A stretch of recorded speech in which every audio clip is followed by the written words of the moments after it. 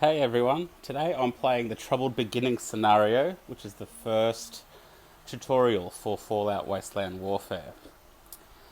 Dogmeat has been captured by the super mutants, so the survivors, starting on the bottom edge, have to run up and spend an action to rescue Dogmeat.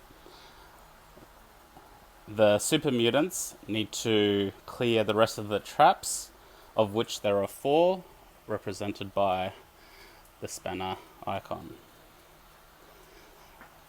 Survivors are starting off with a survivor day 1 with a 10mm pistol and 2 settlers with a hunting rifle. If they are able to rescue Dogmeat will join their side. With the super mutants, we have a brute, the one with the sledgehammer, and 2 normal super mutants with bolt action pipe rifles.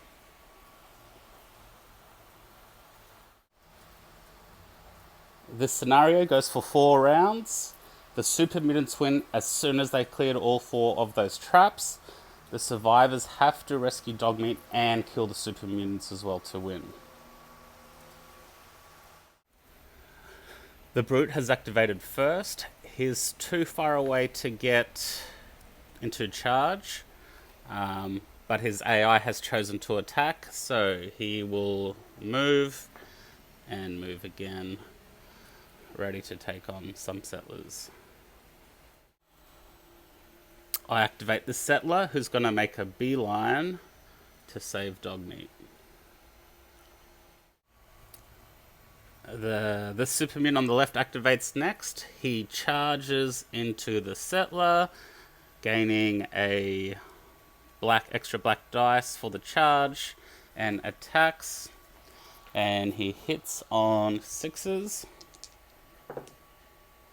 That is an auto miss, and that's his turn. Settler on the right activates next and just moves twice. And just gets into cover behind that computer console. The last super mutant activates for round 1. He rolled attack, reckless attack on his AI card. So he charges up and attacks. He needs to get 6 or less. He has a black die for the nail board he's using and an extra black dice for the charge. That is an auto hit with an armor break, so the settler automatically takes 2 damage. Round 2, only one of the settlers has taken a couple of damage. The mutants all rolled to attack last turn, so let's see what happens this time. The brute activates first. On his AI, he's actually rolled an objective, so he's going to move towards the nearest objective, which is that item there. So that'll be his first move. And that'll be his second move. He'll still need to take an action to clear the trap. This settler's going to try make a run for Dogmeat. So the super mutant will get an attack of opportunity. Hitting on 6s. And a black dice for the nail board. That's an auto hit with 2 extra damage. The settler only has 1 armor. Because they rolled higher than their armor, they will take the full. That's actually 4 damage, and that wipes her out. Second mutant activates next. He rolled attack on his AI. He targets the closest wounded, and he's able to charge, so he charges into melee combat. He rolled a green for his charge, so he needs to roll 6 or less, green for the charge, black for the board, extra green because the super mutants are outnumbering the settler. 6s or less. 8 minus 1 is 7, so not enough, and he misses his swing. Our final super mutant activates for the round. They rolled an attack on the AI card. Got to roll 6 or less, and misses their first attack. Rolls again for the second attack. Hits with an armor break and an extra damage. Settler takes 3 damage and is out of the fight. Round 3, not looking good for the survivors with 2 settlers down. Nora is going to activate first. She runs up here, spends an action to release dog meat. So I gain dog meat as a companion. Brute activates first yet again this round. Spends an action to clear the trap. He's rolled attack on the AI and he will charge into our sole survivor. Ready to attack next round. Dogmeat's turn. Dogmeat charges into the brute.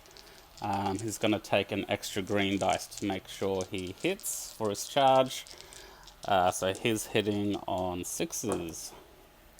He gets a 6 with an armor break. The brute has 1 armor left. Fails, so that he'll take 2 damage. Does the bottle do anything for... The bottle gets rid of prepared actions, which has no effect. So our brute takes 2 damage. Super Mutant 2 activates next. I believe the rule is you can walk through friendly units, you just can't end your turn in the middle of one. So he charges. I flipped that before, so he gains an extra dice. So I'm rolling 2 black dice. Hitting on 6s. That's an 8, and he misses. Round 4 is the last round. Definitely not looking good for the survivors.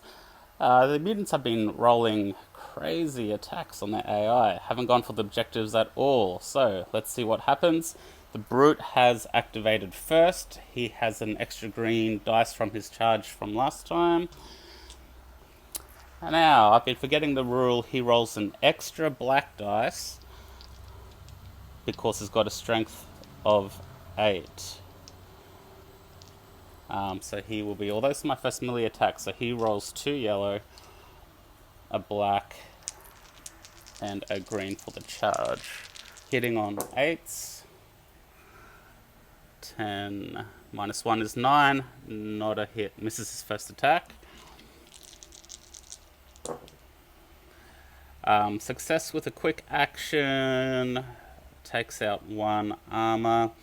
Our sole survivor has 1 armor left. And so it takes the full 2 damage.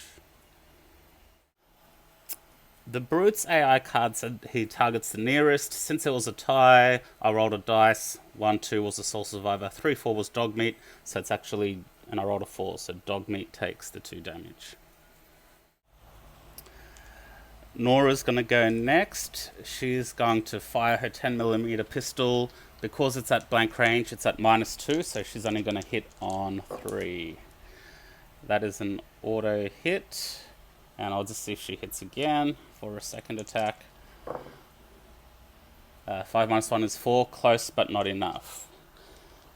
The Brute has 2 armor. Blocks the first attack and takes 2 from the second attack.